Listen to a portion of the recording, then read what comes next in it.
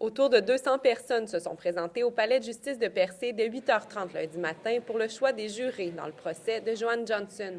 La portion devant jury doit débuter le 7 mars. Mme Johnson est accusée du meurtre prémédité de son conjoint qui avait été retrouvé mort à son domicile de Grande-Rivière en 1988, une balle dans la nuque. Près de 400 citoyens ont reçu la demande par courrier pour la formation du jury. Ils avaient ensuite 20 jours pour demander à en être exemptés et ont été nombreux à le faire. Plusieurs raisons peuvent le justifier. Dans un petit milieu comme la Gaspésie, un grand nombre de citoyens connaissent l'accusé. Bien, c'est du monde de chez nous, c'est du monde de la place. C'est dur à vivre. On ne peut pas penser que ça arrive en Gaspésie, mais ça arrive. Nous autres, chez nous, on parle seulement de ça. Là. Mais tout le monde est un peu au courant de l'histoire, j'imagine. Généralement, oui. C'est pour ça que je pense qu'ils choisissent des jurys avec des gens locaux.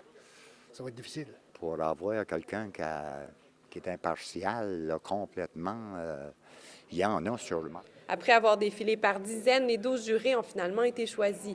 Et pendant que les candidats se présentaient devant juges et avocats, dans une autre salle d'audience, le procès de Joanne Johnson se poursuivait pour la portion des requêtes préliminaires. Tout ce qui s'y passe demeure confidentiel. L'avocat de la défense tentera probablement de faire tomber certaines preuves, comme c'est souvent le cas dans ce genre de processus. Au moins 3 semaines sont prévues pour ce procès devant jurés. Reste maintenant à voir s'il aura lieu. Léa Beauchesne, Percé.